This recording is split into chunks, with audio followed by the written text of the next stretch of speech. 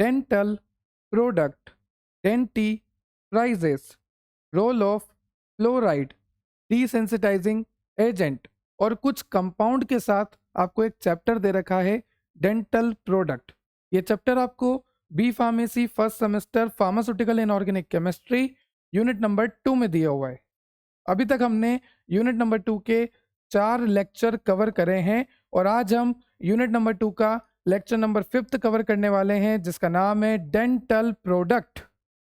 ठीक है, तो नाम से आपको पता लग रहा होगा डेंटल प्रोडक्ट मतलब कि दांतों को साफ करने के लिए जो प्रोडक्ट्स आते हैं, ओरल हाइजीन के लिए जो प्रोडक्ट्स आते हैं, आपकी गम्स के हेल्थ को मेंटेन करने के लिए जो प्रोडक्ट आते हैं, आपके दांतों की कैविटी को कम करने के लिए जो प्रोडक्ट आते हैं, आपके दांतों के स्ट्रेन को हटाने के लिए जो येलो स्टेन हो जाता है उसको हटाने के लिए जो प्रोडक्ट आते हैं, आपके ओरल हाइजीन के लिए जो प्रोडक्ट आते हैं उसे कहते हैं डेंटल प्रोडक्ट। क्लियर? जैसा कि आप देख सकते हैं यहाँ पर आपको नॉर्मल टूथ दिख रहा है, इसमें किसी भी तरह की कोई भी कैविटी नहीं है। फिर आप देख सकते हैं डेंटल कैरी होना स्टार्ट हो गया, कैविटी होना स्टार्ट हो गई और एक कंडीशन ऐसी आती है कि दांत पूरी तरह से सड़ जाता है, दांत में बहुत सारे बैक्टीरिया हो जाते हैं, प्लेक फॉर्मेशन हो जाता है और यहाँ पर आपका जो एनिमल है वो डीमिनरलाइज हो जाता है। तो आज के लेक्चर में बहुत ही डिटेल स्टडी करेंगे कि किस तरह से दांत खराब होता है और दांतों को खराब होने से किस तरह से रोका जा सकता है। जैसा कि आप देख सकते हैं मेरे हाथ में है टूथपेस्ट, है ना, और ये जो टूथपेस्ट है इसे कहते हैं डेंटिफ्राइजेस। ये टूथपेस्ट ही होता है। उसके बाद एक होता है डीसेंसिटाइजिंग एजेंट। आपने एक एड देखा होगा सेंसोडाइन का, सेंसोडाइन टूथपेस्ट का। दांतों में तेज झंझनाहट, कुछ भी गर्म या कुछ भी ठंडा खाने से होता है ना, एकदम तेज झंझनाहट होती है, तो फिर हमें क्या देना पड़ता है, डीसेंसिटाइजिंग एजेंट देना पड़ता है। ठीक है, उसके बाद आपको यहाँ पे दे रखा है रोल ऑफ फ्लोराइड कि आपका ये जो डेंटिफ्राइजेज है, आपका ये जो टूथपेस्ट है, इसके अंदर फ्लोराइड का क्या रोल है। इसके अंदर क्या होता है, फ्लोराइड भी होता है। तो डेंटिफ्राइजेज में जो फ्लोराइड होता है उस फ्लोराइड का क्या रोल होता है, क्यों डाला जाता है डेंटिफ्राइजेज में, मतलब कि आपके टूथपेस्ट में। ठीक है, फिर आपको कुछ कंपाउंड दे रखे हैं जैसे कि कैल्शियम कार्बोनेट, सोडियम फ्लोराइड और जिंक यूजिनॉल सीमेंट। इन सब की हम melting point, boiling point, synonym, molecular weight, chemical formula, method of preparation, ये सारी चीजें देखेंगे। Chemical property, physical property, uses, storage, सब कुछ। ठीक है, चलिए, तो टॉपिक क्लियर हुआ। क्या देखने वाले हैं, हम देखने वाले हैं कि दांतों में कैविटीज होती क्यों हैं, किस तरह से बैक्टीरिया जो है दांतों में कैविटीज करता है, अगर कैविटीज हो जाती है तो क्या करना चाहिए और कैविटीज से बचने के लिए क्या करना चाहिए, सभी चीज को डिटेल स्टडी करेंगे। उसके बाद ये भी देखेंगे कि ये जो टूथपेस्ट है इसका कंपोजिशन क्या है, इसका काम क्या है, इसको यूज कैसे करते हैं, कितनी बार करना चाहिए और इसका जो कंपोजिशन है, इसमें जो भी एक्टिव इंग्रेडिएंट है उनका क्या रोल है, वो क्यों डाले गए हैं, वो सब डिटेल स्टडी करेंगे कि इसमें जो भी एक्सिपिएंट है वो किस वजह से है इसके अंदर। ठीक है, तो चलिए सबसे पहले स्टार्ट करते हैं डेंटल प्रोडक्ट। तो जैसा कि मैंने आपको बताया, इस तरह के प्रोडक्ट जो कि आपकी ओरल हाइजीन को बना के रखे। जैसे मान लीजिए मैं किसी से मिलने जा रहा हूँ और मैंने ब्रश नहीं किया है ना, तो मेरे मुंह से ऑब्वियसली बदबू आएगी। ठीक है, आपने ऐड भी देखा होगा कि रात का खाना किसी को मत दिखाना, ऐसे करके आता है ऐड, है ना, या फिर क्लोजअप का ऐड होता है, पास आओ वाला। हम तो खैर कोलगेट वाले हैं, क्लोजअप वाले तो हो ही नहीं सकते क्योंकि साइंस वाले हैं, सिंगल आदमी। ठीक है, तो यहाँ पर क्या बोला गया है, सबसे पहले डेंटल प्रोडक्ट, फिर डेंटिफ्राइजेस, फिर डेंटिफ्राइजेस के अंदर जो फ्लोराइड होता है उसका क्या रोल होता है, फिर डिसेंसिटाइजिंग एजेंट, फिर 3 तरह के compound, calcium carbonate, sodium fluoride और जिंक यूजिनॉल सीमेंट। इन सबको डिटेल स्टडी करेंगे। अब यहाँ पर आपको दिख रहा है डेंटल कैरीज मतलब डेंटल कैविटी। तो ये कैविटी क्या है, permanently damage area in teeth that develop into tiny hole. दांतों में परमानेंट जो आपका डैमेज एरिया होता है, जहां पर एक टाइनी होल बन जाता है, छोटा सा छेद बन जाता है, उसे बोलते हैं कैविटी। ठीक है, चलिए, तो यहाँ पर आपको बता रखा है, इन सबको मैं रख देता हूँ फिलहाल। टूथपेस्ट है और लिस्ट्रीन का माउथ वॉश है, ये भी आपको करना चाहिए। ठीक है, अभी यहाँ रख देते हैं, जब काम आएगा जब वापस ले लेंगे इनको। तो डेंटल प्रोडक्ट की बात करूं तो जो आपकी ओरल हेल्थ बना के रखे वो डेंटल प्रोडक्ट होता है। साथ ही साथ जो कैविटीज से प्रिवेंट करे वो डेंटल प्रोडक्ट होता है। साथ ही साथ reduce the risk of tooth decay. एक बात बताइए, जब आप सुबह शाम ब्रश करेंगे, खाना खाने के आधे घंटे बाद जब आप ब्रश करेंगे, तो फिर आपके टूथ में डीके क्यों होगा? आपके दांत क्यों सड़ेंगे? सड़ेंगे ही नहीं। अगर एक बात बताइए, मैं किसी भी तरह का कोई भी गुटखा नहीं खाता, मैं किसी भी तरह का कोई भी पान नहीं खाता, मैं किसी भी तरह का कोई भी अल्कोहल या टोबैको यूज नहीं लेता, ठीक है, और जब भी मैं खाना खाता हूँ उसके आधे घंटे बाद मैं ब्रश कर लेता हूँ, सोने से पहले भी मैं ब्रश करता हूँ, उठने के बाद भी मैं ब्रश करता हूँ। अगर मैं बार बार ब्रश कर रहा हूँ और हफ्ते में 2-3 बार मैं लिस्ट्रीन माउथ वॉश कर रहा हूँ, तो क्या किसी भी कीमत पर मेरे दांतों में सड़न होगी? क्या नहीं होगी, किसी भी कीमत पर नहीं हो सकती फिर, ठीक है। और टूथपिक भी आता है, टूथपिक से दांत को साफ करते रहा करो, क्योंकि दांतों में जो फूड पार्टिकल अटक जाते हैं ना, वही फूड पार्टिकल को बैक्टीरिया कंज्यूम करते हैं। बैक्टीरिया की दावत हो जाती है। जैसे मान लीजिए मैंने कुछ भी खाया, अब खाने के बाद वो दांतों में तो फंसा रह जाता है ना। हम क्या करते हैं, पानी पी लेते हैं, वो दांतों में तो फंसा रह जाता है, तो रातों रात वो दांतों में जो फंसा रहता है सुबह तक गायब हो जाता है। किससे? बैक्टीरिया खा गए भाई, बैक्टीरिया ने मेटाबोलाइज कर दिया। और जब बैक्टीरिया खाएंगे ना उनको, तो वो बाय प्रोडक्ट, उनका वेस्ट प्रोडक्ट निकालेंगे, वो होता है एसिड। ध्यान से सुनना। जैसे मान लीजिए ये मेरा टीथ है, अब टीथ कैसे बनाऊं, बड़ा दुख है यार। चलो लिख देता हूं टीथ है, टूथ है, कुछ भी लिख देता हूं, ठीक है। अब यहाँ पर ये बैक्टीरिया है और मैंने खाना खाया, तो वो खाना जो है, ये फूड पार्टिकल जो है टीथ में रह गया। अब ये बैक्टीरिया की दावत हो गई, बैक्टीरिया इसको खाने आ गया, और जब बैक्टीरिया इसको खाएगा, जो खाना मैंने खाया था जो मेरे दांतों में फंसा रह गया, उसको बैक्टीरिया खा लेता है। अब जब बैक्टीरिया उसको कन्वर्ट करेगा, उसको खाएगा, उसका मेटाबोलाइज करेगा, तो बैक्टीरिया अपना वेस्ट प्रोडक्ट निकालेगा। क्या निकालेगा? Waste product. और वो जो वेस्ट प्रोडक्ट निकालता है, फालतू का प्रोडक्ट निकालता है, वो होता है एसिड। और वो एसिड कहीं ना कहीं हमारे दांतों में नुकसान पहुंचाता है। देखो हमारे दांत जो है ना, ये मिनरलाइज फॉर्म में है ना, इसमें कैल्शियम वगैरह सब कुछ है, पर इसको डीमिनरलाइज कर देता है ये एसिड। और ये एसिड कब निकल रहा है? जब बैक्टीरिया हमारे फंसे हुए दांतों में फंसे हुए खाने को यूज कर रहा है। तो हमेशा ध्यान रखिए कि सोने से पहले ब्रश करके सोएं, टूथपिक से सारा खाना इस तरह से निकाल कर सोएं, पानी इस तरह से अच्छे से मिक्स करें, ठीक है। फूड पार्टिकल दांतों में नहीं रहना चाहिए, इतना आपको बहुत अच्छे से ध्यान रखना है, क्योंकि अगर रहा तो फिर कैविटीज होगी। और दांत का दर्द महादर्द होता है। एक बार को दिल का दर्द भी सहन हो जाएगा, पर दांतों का दर्द असहनीय, ठीक है। यहां तक क्लियर हो गया?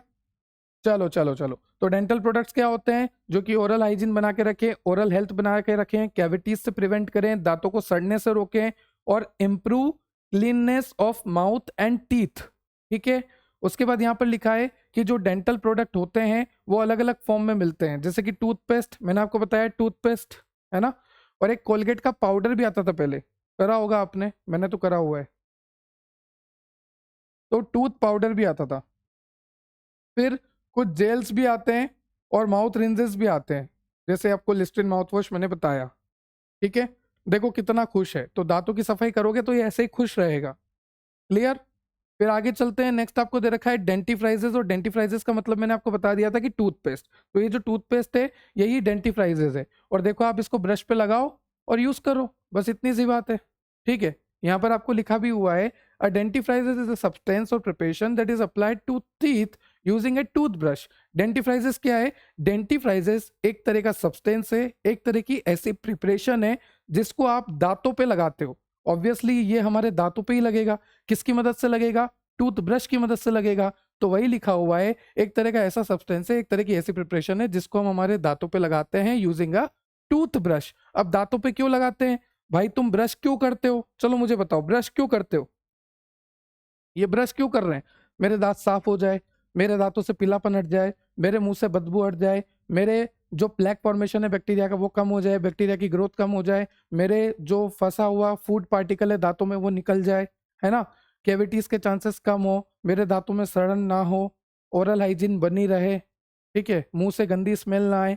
बहुत तरह की रीजन है ब्रश करने के लिए। क्लियर? तो ब्रश इसलिए किया जाता है, पेस्ट इसलिए किया जाता है, डेंटिफ्राइजेस का यूज इसलिए किया जाता है ताकि आपका जो ओरल हाइजीन है वो बना रहे, आपकी दांतों की पॉलिशिंग होती रहे, आपकी ओरल हेल्थ जो है मेंटेन रहे। साथ ही साथ ये जो आपका डेंटिफ्राइज है, ये जो आपका टूथपेस्ट है, ये टूथपेस्ट आपको अलग अलग फॉर्म में मिलता है, ठीक है। पाउडर की फॉर्म में भी मिलता है, जेल की फॉर्म में भी मिलता है, जैसा कि मैंने आपको पहले भी बताया अभी इंट्रोडक्शन में। साथ ही साथ यहाँ पे लिखा है, these products play a crucial role in promoting good oral hygiene by helping to remove food particle, prevent tooth decay, reduce plaque buildup and provide fresh breath। ये जो भी मैंने आपको बताया सब इंग्लिश में लिखा हुआ है। उसके बाद अलग अलग फॉर्म में आते हैं, toothpaste, tooth powder, tooth gel. ठीक है, चलिए देखो कितना खुश है बेचारा। तो कर दिया करो यार इसको भी खुश, तुम तो खुश हो नहीं पा रहे, तुम खुश कर भी नहीं पा रहे, तो कम से कम अपने दांतों को तो खुश कर लो। नेक्स्ट आ जाओ। नेक्स्ट है आपका पर्पस ऑफ डेंटिफ्राइजेस। क्यों आप डेंटिफ्राइजेस का यूज करते हो? ताकि आपके दांत साफ हो जाए, आपकी ओरल हाइजीन बनी रहे, प्लेक फॉर्मेशन कम हो, दांतों से पीलापन हट जाए, कोई भी फूड पार्टिकल है तो वो हट जाए, आपके इनेमल स्ट्रोंग हो जाए, आपका जो इनेमल है ना, इनेमल, ये स्ट्रोंग हो जाए। ठीक है, और जैसे मान लीजिए आपका इनेमल है, अब उस इनेमल पे बैक्टीरिया आके अटैक कर रहा है, बैक्टीरिया एसिड रिलीज कर रहा है। तो जब बैक्टीरिया एसिड रिलीज करता है, बैक्टीरिया एसिड रिलीज कब करता है आपको पता है? कि हमारे दांतों में जो फूड पार्टिकल है बैक्टीरिया उसको कंज्यूम करता है और उसके बदले जो वेस्ट प्रोडक्ट निकालता है वो होता है एसिड, और वो एसिड हमारे एनिमल को खराब कर सकता है, हमारे एनिमल को खराब कर सकता है। तो हमारे एनिमल को बचाने के लिए हम करते हैं टूथपेस्ट, हम करते हैं डेंटिफ्राइजेस का यूज। तो यहाँ पे लिखा है कि हमारे डेंटिफ्राइजेस में, ध्यान से सुनना, हमारे डेंटिफ्राइजेस में, हमारे टूथपेस्ट में होता है फ्लोराइड। आपको जब मैंने सिलेबस बताया था तब आपको बोला था ना, देखो यहां पर आप देखिए, रोल ऑफ फ्लोराइड, ये जो फ्लोराइड है जो कि डेंटिफ्राइजेस में होता है, इसका काम क्या है? तो यहां पर आपको बता रखा है रोल ऑफ फ्लोराइड।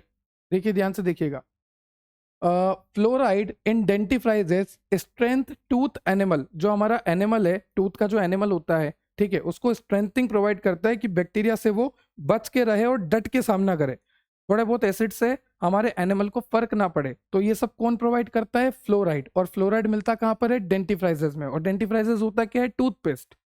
ठीक है, तो एक काम तो ये हो गया कि एनिमल को प्रोटेक्ट करके रखता है, स्ट्रेंथिंग प्रोवाइड करता है, साथ ही साथ making it more resistant to acid attack, acid attack से मोर रेजिस्टेंट बनाता है। जैसे मान लीजिए मैं एनिमल हूँ, पहले मैं आसानी से एसिड के हमले में आ जाता था, पर फिर मेरे पास आया डेंटिफ्राइजेस टूथपेस्ट, उस टूथपेस्ट ने मुझे शक्तियां दे दी, अब एसिड मुझे आसानी से अटैक नहीं कर सकता, अफेक्ट नहीं कर सकता। ठीक है, और अगर एसिड आके मेरे ऊपर अटैक नहीं कर सकता, आसानी से अफेक्ट नहीं कर सकता, तो मेरे दांतों को सड़ने से बच सकते हैं, मेरे दांत सड़ेंगे ही नहीं, प्रिवेंट हो जाएंगे सड़ने से। सीधी सी बात है। तो सर एक बात बताइए, वहां पर इतनी लंबी लाइन लिखी है रोल ऑफ फ्लोराइड करके, तो सिर्फ ये एक लाइन लिखनी है? अरे नहीं नहीं, रोल ऑफ फ्लोराइड को तो मैं आपको 4-5 पेज में पढ़ाऊंगा, बड़ा चढ़ा कर पढ़ाऊंगा। पर अभी एक आइडिया तो लग गया ना कि ये आपके एनिमल को स्ट्रेंथिंग करता है, ठीक है, आपके एसिड अटैक से बचाता है, मोर रेजिस्टेंट प्रोवाइड करता है, जिसकी वजह से फिर आपके टूथ दिखे भी नहीं होते। और आप क्यों करते हो डेंटिफ्राइजेस? क्योंकि आपको फ्रेश ब्रीथ चाहिए। आपने देखा होगा ना क्लोजअप का एड, पास आओ, सांसों में समाओ, पता नहीं क्या क्या।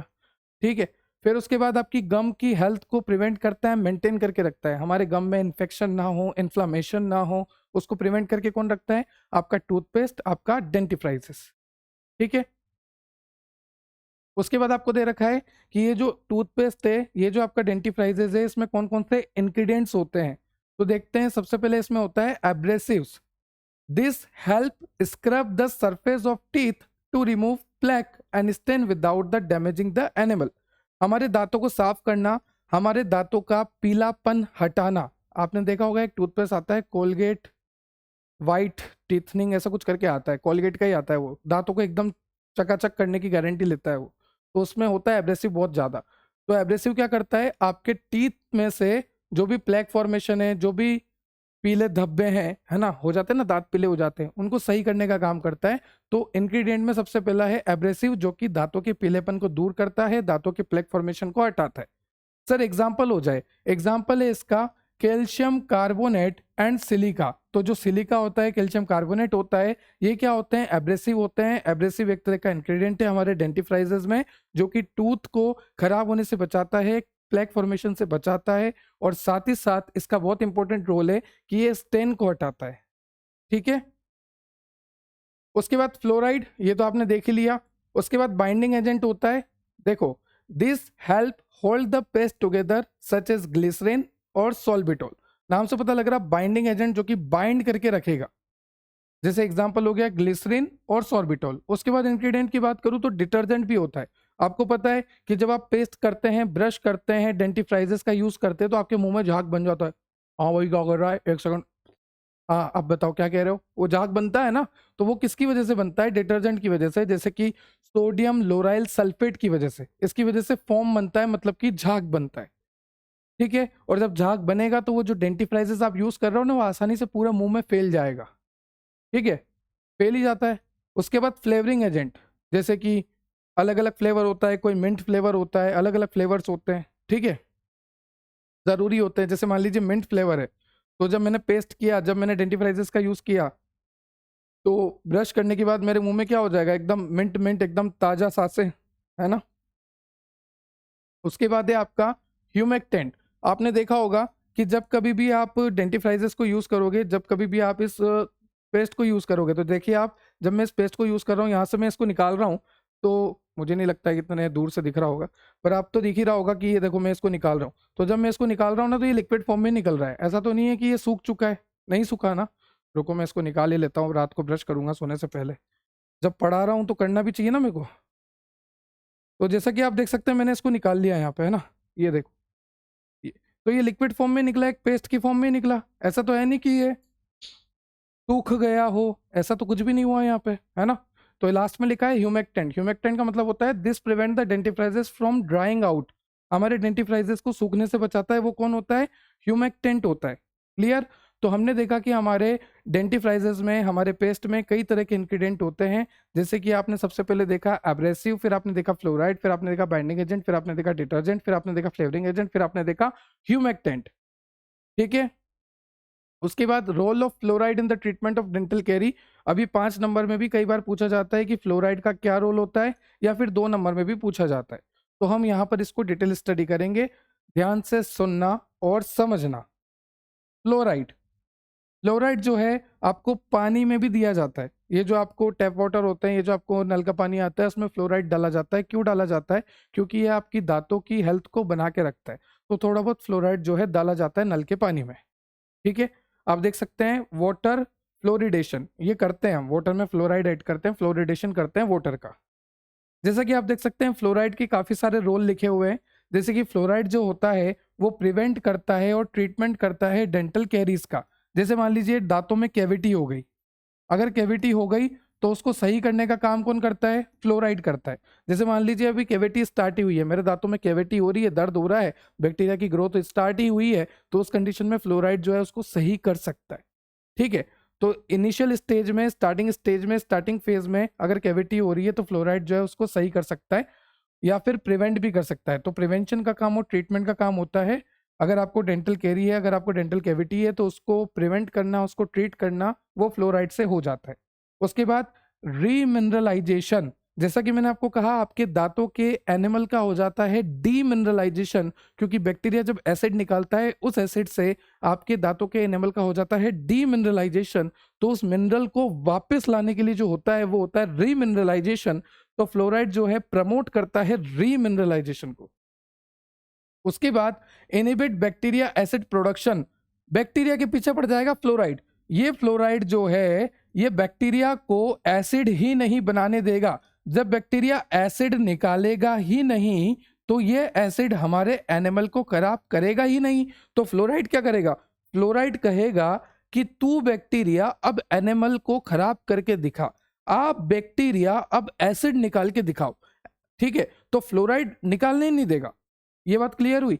तो ये भी बहुत अच्छा इसका रोल है कि inhibit bacteria acid production, bacteria के एसिड प्रोडक्शन को रोकने का काम होता है फ्लोराइड का।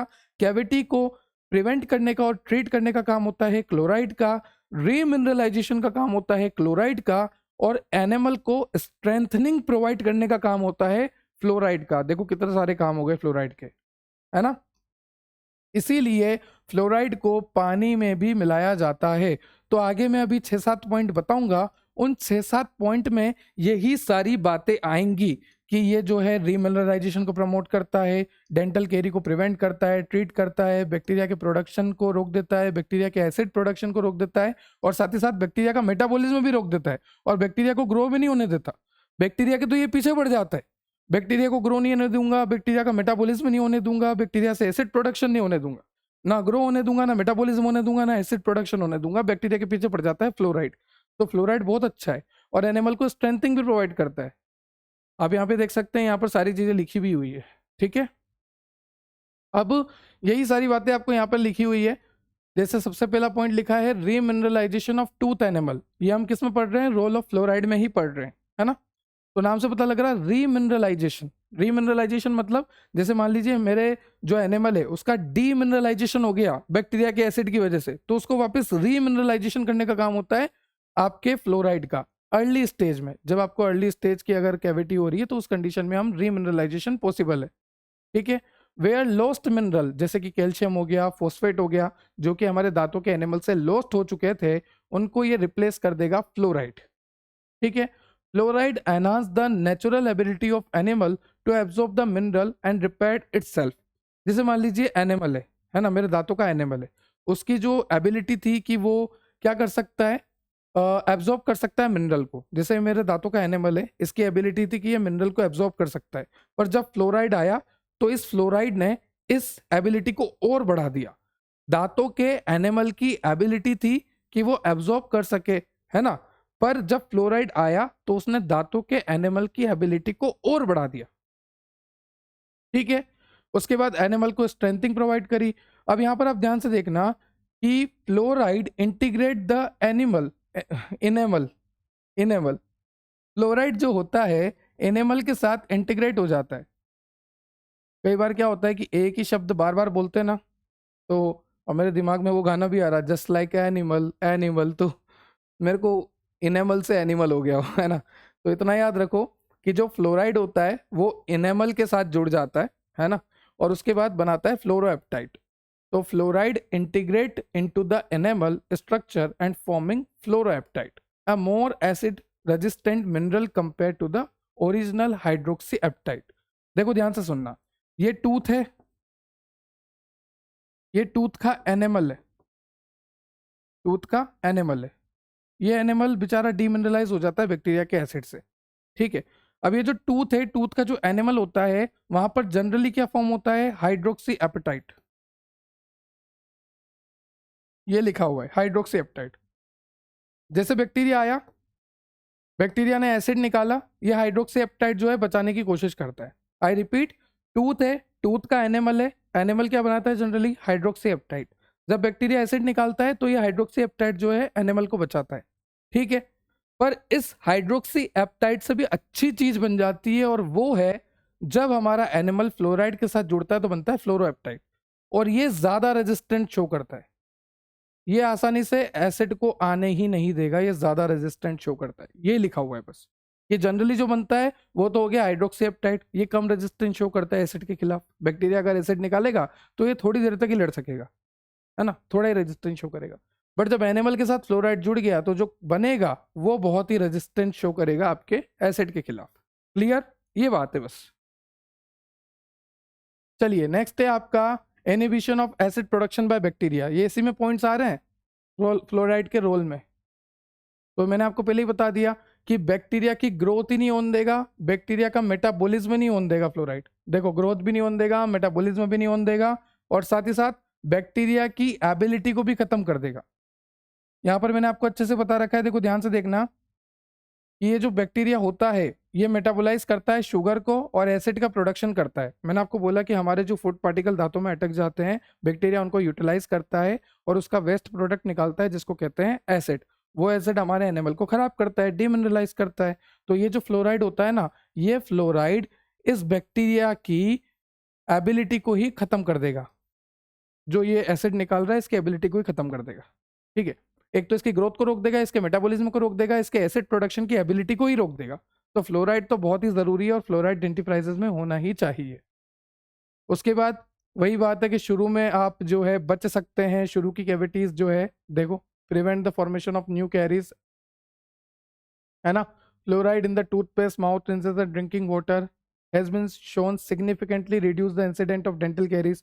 मतलब वही सब लिखा हुआ है घुमा घुमा कर कि फ्लोराइड जो है शुरुआती स्टेज में अगर किसी को दांतों में समस्या है, शुरुआती स्टेज में अगर किसी को दांतों में कैविटी है, तो जो आपका फ्लोराइड है वो उसको सही कर सकता है, दांतों की कैविटी को सही कर सकता है, मिनरलाइज कर सकता है, बैक्टीरिया की ग्रोथ को रोक सकता है, बैक्टीरिया की ग्रोथ को, मेटाबॉलिज्म को और बैक्टीरिया के एसिड प्रोडक्शन को भी रोक सकता है आपका फ्लोराइड। ठीक है, वही वाली बात लिखी है, देखो रीमिनरलाइजेशन कर सकता है। तो मतलब जो 6 पॉइंट्स है ना वही घुमा घुमा के आपको लिखे हुए हैं सब जगह। क्लियर? ये रोल ऑफ फ्लोराइड में आप लिख सकते हैं बहुत अच्छे से आंसर। उसके बाद आपका आता है डीसेंसिटाइजिंग एजेंट। अब नाम से पता लग रहा, कई बार क्या होता है कि दांतों में तेज झंझनाहट होती है। अगर मैं कुछ ठंडा खाऊंगा या मैं कुछ गर्म खाऊंगा तो उस कंडीशन में तेज झंझनाहट होती है, खा नहीं सकता। अगर मैं चॉकलेट खा रहा हूँ, आइसक्रीम खा रहा हूँ, नहीं खा सकता मैं, है ना, बहुत प्रॉब्लम आएगी, झंझनाहट होगी।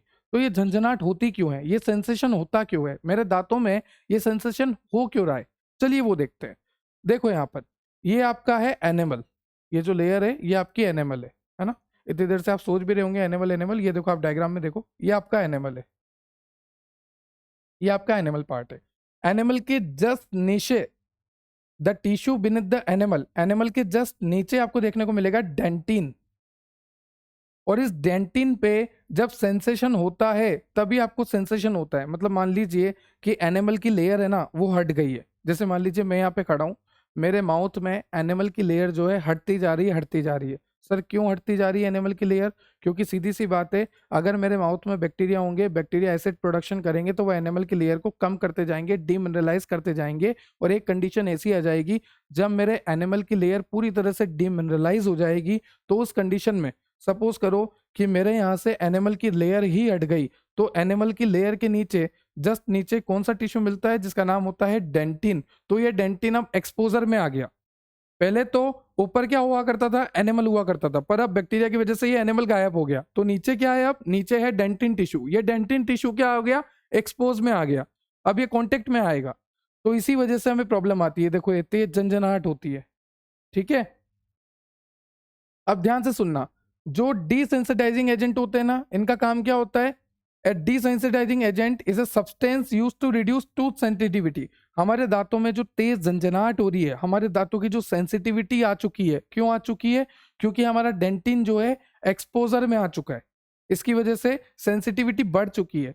तो इसको डिसेंसिटाइज करने का काम होता है डिसेंसिटाइजिंग एजेंट का। नाम से पता लग रहा, ऐसे सब्सटेंस जो कि टूथ की सेंसिटिविटी को रिड्यूस करे, ठीक है। अब ये टूथ की सेंसिटिविटी क्यों आती है? क्योंकि हमारा जो टिश्यू होता है जिसका नाम होता है डेंटिन, जो कि एनिमल के जस्ट नीचे मिलता है, एनिमल के जस्ट नीचे जो डेंटिन टिश्यू मिलता है वो एक्सपोज हो जाता है। अब अगर हम कुछ भी ठंडा या गर्म खाएंगे तो वो इस पे टच होगा डेंटिन पे, और जैसे वो डेंटिन पे टच होगा हमें एकदम तेज झंझनाहट होगी। क्लियर? तो देखो मैकेनिज्म ऑफ एक्शन आपके डिसेंसिटाइजिंग एजेंट का, कि किस तरह से डिसेंसिटाइजिंग एजेंट जो है काम करते हैं। सबसे पहला है सीलिंग डेंटिन ट्यूब्यूल। नाम से पता लग रहा, डेंटिन ट्यूब्यूल को सील करना। जो डेंटिन टिश्यू है, ये डेंटिन टिश्यू है, इसमें अगर कोई भी ठंडा या गर्म आएगा तो इसको तेज झंझनाहट होगी, हमें तेज झंझनाहट देगा, इसको सेंसेशन आएंगे क्योंकि ये एक्सपोजर में आ चुका है। तो हम क्या करेंगे, इस डेंटिन ट्यूब्यूल को ही सील कर देंगे, सील कर देंगे। देखो ध्यान से सुनना, ये जो एक्सपोज डेंटिन है जिसकी वजह से आपको तेज झंझनाहट हो रही है, तो आप जब डिसेंसिटाइजिंग एजेंट लोगे ना, तो वो डिसेंसिटाइजिंग एजेंट किससे काम करेगा? वो यहाँ पर एक प्रोटेक्टिव बैरियर बना लेगा। जैसे मान लीजिए ये एनिमल की लेयर थी, एनिमल के नीचे ये डेंटिन की लेयर थी, this is dentin and this is enamel, और ये डेंटिन है आपका, ठीक है। तो अभी क्या होगा, धीरे धीरे ये एनिमल तो हट गया बेचारा, अब डेंटिन एक्सपोजर में आ गया। तो हमें क्या करना पड़ेगा, हमें देना पड़ेगा डिसेंसिटाइजिंग एजेंट। ये जो डिसेंसिटाइजिंग एजेंट होगा ना, ये यहाँ पर एक लेयर बना लेगा। अब कुछ भी ठंडा या गर्म खाओगे तो वो डेंटिन के पास नहीं जा रहा है, ये बात ध्यान रखना, ठीक है। तो सीलिंग डेंटिन ट्यूब्यूल। दूसरा होता है नर्व का डीपोलराइजेशन। आपको पता होगा, अगर मैं आपको टच कर रहा हूं तो आपको हैंड टू हैंड सिग्नल जा रहा है, अगर आपको कहीं गर्म लग रहा है तो भी आपको सिग्नल जा रहा है, अगर आपको कहीं से करंट लग रहा है तो भी आपको सिग्नल जा रहा है। With in a fraction of second आपको पता लग रहा है, पता लग रहा है, पता लग रहा है। अगर मैं कहीं गर्म पे हाथ रख दूंगा पता लग जाएगा, करंट आग लग जाएगा पता लग जाएगा, आग में हाथ चल जाएगा पता लग जाएगा, ठंडा लगेगा पता लग जाएगा, पता लग जाएगा, वो भी फ्रैक्शन ऑफ सेकंड में पता लग जाएगा। तो ये जो हमारे नर्व सिग्नलिंग है, ये जो हमारे न्यूरॉन की सिग्नलिंग है, इस सिग्नलिंग को रोक देना कुछ एजेंट्स होते हैं, जैसे कि potassium nitrate reduce the sensitivity of the nerve ending in the dentin by altering the electrical charge. देखो ये जो हमारा डेंटिन का लेयर है, इस डेंटिन के लेयर में जो नर्व एंडिंग है, क्या है, नर्व एंडिंग, इस नर्व एंडिंग में चेंज कर देना। क्या चेंज कर देना? इलेक्ट्रिकल चार्ज का चेंज कर देना। ध्यान से सुनो, हमें सेंसेशन को रोकना है, तो सेंसेशन के लिए हम रोकने के लिए हम क्या करेंगे, जो हमारी डेंटिन है, जो हमारी डेंटिन की लेयर है, उसकी जो नर्व एंडिंग है उसको हम क्या करेंगे, चेंज कर देंगे, उसमें इलेक्ट्रिकल चेंज कर देंगे। तो इससे क्या होगा, सेंसेशन कम होगा। तो ये पोटेशियम नाइट्रेट करता है। उसके बाद है मिनरल डिपोजिशन। हम क्या करेंगे, वहां पर मिनरल का डिपोजिशन करवाएंगे, क्योंकि आपको पता है कि ये जो डेंटिन की लेयर है ये एक्सपोजर में आई क्यों, क्योंकि आपके एनिमल का डीमिनरलाइजेशन हुआ। तो यहाँ पर हम क्या कराने की कोशिश करेंगे, रीमिनरलाइजेशन कराने की कोशिश करेंगे। तो कई तरह के मैकेनिज्म ऑफ एक्शन होते हैं आपके डिसेंसिटाइजिंग एजेंट के, जैसे सबसे पहला हो गया सीलिंग डेंटिन ट्यूब्यूल। उस ट्यूब्यूल को ही सील कर दो जो एक्सपोजर में आ रही है। फिर दूसरा, उसमें सेंसेशन कम कर दो। तीसरा, वहां पर रीमिनरलाइजेशन स्टार्ट कर दो, क्योंकि एनिमल हटने की वजह से ये सब हो रहा है, तो एनिमल को हटने ही मत दो, कोशिश करो। अब टाइप्स ऑफ डिसेंसिटाइजिंग एजेंट तो अलग अलग तरह से हो सकते हैं। Desensitising agent can be found in सर्वल forms, जैसे कि टूथपेस्ट, जेल, वर्निशेस, माउथ वॉशेस। ठीक है। पोटेशियम नाइट्रेट हो गया जो कि नर्व की एक्टिविटी को कम करेगा। सोडियम फ्लोराइड हो गया जो कि रीमिनरलाइजेशन में हेल्प करेगा और आपके डेंटिन को सील भी करेगा। एक तो डेंटिन को सील करेगा और दूसरा क्या करेगा, रीमिनरलाइजेशन में हेल्प करेगा। उसके बाद आपका स्ट्रोंशियम क्लोराइड हो गया जो कि डेंटिन ट्यूब्यूल को ब्लॉक कर देगा। जब डेंटिन ट्यूब्यूल ही ब्लॉक हो जाएगी तो यहाँ पर ठंडा गर्म कुछ टच नहीं होगा, तो पेन रिड्यूस हो जाएगा। उसके बाद कैल्शियम फॉस्फेट रीमिनरलाइज करेगा, आपके टीथ को स्ट्रेंथनिंग प्रोवाइड करेगा। उसके बाद ऑक्जेलेट जैसे कि पोटेशियम ऑक्जेलेट, ये क्या करेगा, precipitate calcium oxalate crystal to block dentin tubule. ये भी आपके डेंटिन ट्यूब्यूल को और वी कैन से डेंशियल ट्यूब्यूल को ब्लॉक कर देगा। ठीक है। तो इस तरह से आपने देखा कि हमें अल्टीमेटली डेंटिन को ब्लॉक करना है, इसको रीमिनरलाइज करना है या इसके सेंसेशन को कम करना है, क्योंकि इसके कांटेक्ट में आने से ही तो मामला बिगड़ रहा है। चलिए, क्लियर हो गया, क्लियर हो गया, क्लियर हो गया। बेनिफिट्स क्या है कि पेन में रिलीफ मिलेगा आपको, improved quality of life. Sir एक बात बताइए, डिसेंसिटाइजिंग एजेंट को यूज करने से क्वालिटी ऑफ लाइफ कैसे इंप्रूव हो सकती है? बिल्कुल हो सकती है, क्योंकि जब मैंने डिसेंसिटाइजिंग एजेंट यूज किया मतलब मेरे सेंसेशन कम हो गए, फिर मैं कुछ भी खा सकता हूँ। इंसान जी किसके लिए रहा है, खाने के लिए जीता है ना। फिर many desensitising treatment are easy to use, obviously paste कर सकते हैं, जेल कर सकते हैं, कोई हमें डॉक्टर वगैरह या कोई प्रॉपर प्रिस्क्रिप्शन की रिक्वायर्ड नहीं होती इतनी। फिर आपको दे रखा है कैल्शियम कार्बोनेट, सोडियम फ्लोराइड और जिंक यूजिनोल सीमेंट। और लास्ट लेक्चर में मैंने आपको बताया था कितने तरह के सब्सटेंस होते हैं, सभी का आपको क्या देखना होता है, melting point, boiling point, chemical formula, synonym, molecular formula, chemical name वगैरह, chemical property, physical property, uses, storage, बस इतना ही हर एक का। ठीक है। जैसे आप यहाँ पे देख सकते हैं, आपको सबसे पहले दे रखा है कैल्शियम कार्बोनेट, इसका मॉलिक्यूलर फॉर्मूला दे रखा है, मॉलिक्यूलर वेट दे रखा है, इसके सिनोनिम मतलब ये और किस नाम से जाना जाता है। जैसे कैल्शियम कार्बोनेट को लाइमस्टोन भी कहते हैं, चौक भी कहते हैं, मार्बल भी कहते हैं, कैल्साइट भी कहते हैं, वाइटिंग भी कहते हैं, अलग अलग नाम होते हैं। फिर ये नेचुरल अकरेंस से कहाँ मिलता है, फिर ये लेबोरेटरी में कैसे बनाया जाता है। जैसे कि आप देख सकते हैं कैल्शियम हाइड्रोक्साइड को रिएक्ट करा दिया CO2 से, तो बन गया कैल्शियम कार्बोनेट। तो कुछ भी नहीं है, कोई भी कंपाउंड आपके पास आएगा तो सबसे पहले स्टार्ट करना मॉलिक्यूलर फॉर्मूला, फिर मॉलिक्यूलर वेट, फिर सिनोनिम। सिनोनिम के बाद आपको बताना है कि मेथड ऑफ प्रिपरेशन, फिर बोलना नेचुरल भी है और आर्टिफिशियल भी है, सिंथेटिक मैनमेड लेबोरेटरी में भी हम बना सकते हैं। ठीक है। फिर फिजिकल प्रॉपर्टी में अपीयरेंस बता देना कि वाइट होता है, ऑर्डरलेस होता है, साइटली सॉल्युबल इन वाटर होता है, डेंसिटी बता देना। केमिकल प्रॉपर्टी में रिएक्शन दिखा देना कि calcium carbonate react with hydrochloric acid तो बनेगा CaCl2, और साथ में यहाँ पर कार्बन डाइऑक्साइड गैस रिलीज होगी और पानी रिलीज होगा। तो ये छोटी मोटी चीज़ें हैं, इसमें इतना कुछ बताने की ज़रूरत है नहीं। और ये भी बता सकते हो आप केमिकल प्रॉपर्टी में, एक प्रॉपर्टी तो ये हो गई कि ये रिएक्शन शो करेगा, दूसरी भी रिएक्शन है कि कैल्शियम कार्बोनेट को जब आप हीट करोगे तो CaO में कन्वर्ट होगा। इस रिएक्शन को बोलेंगे कैल्सिनेशन रिएक्शन। फिर इसके मेल्टिंग पॉइंट के बारे में बता रखा है, फिर इसके बॉइलिंग पॉइंट के बारे में बता रखा है। ठीक है। फिर आपको इसके यूजेस दे रखे हैं। तो हर स्ट्रक्चर को, हर कंपाउंड को आपको अच्छे से देखना है, जैसे कि चाहे वो जिंक यूजिनोल सीमेंट ही क्यों ना हो, सोडियम फ्लोराइड ही क्यों ना हो। जैसे आप देख सकते हैं सोडियम फ्लोराइड, इसमें भी सेम पैटर्न फॉलो करा गया है, मॉलिक्यूलर फॉर्मूला पूछा है, फिर मॉलिक्यूलर वेट, फिर सिनोनिम बताया, मेल्टिंग पॉइंट, बॉइलिंग पॉइंट बताया।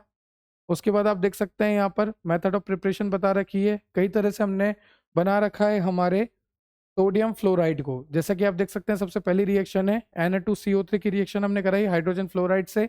तो आप यहाँ पे देखिए Na और F निकल जाएगा, हमारा सोडियम फ्लोराइड बन जाएगा। उसके बाद Si4 4NaOH, तो यहाँ पर आप देख सकते हैं Na और F बन जाएगा सोडियम फ्लोराइड।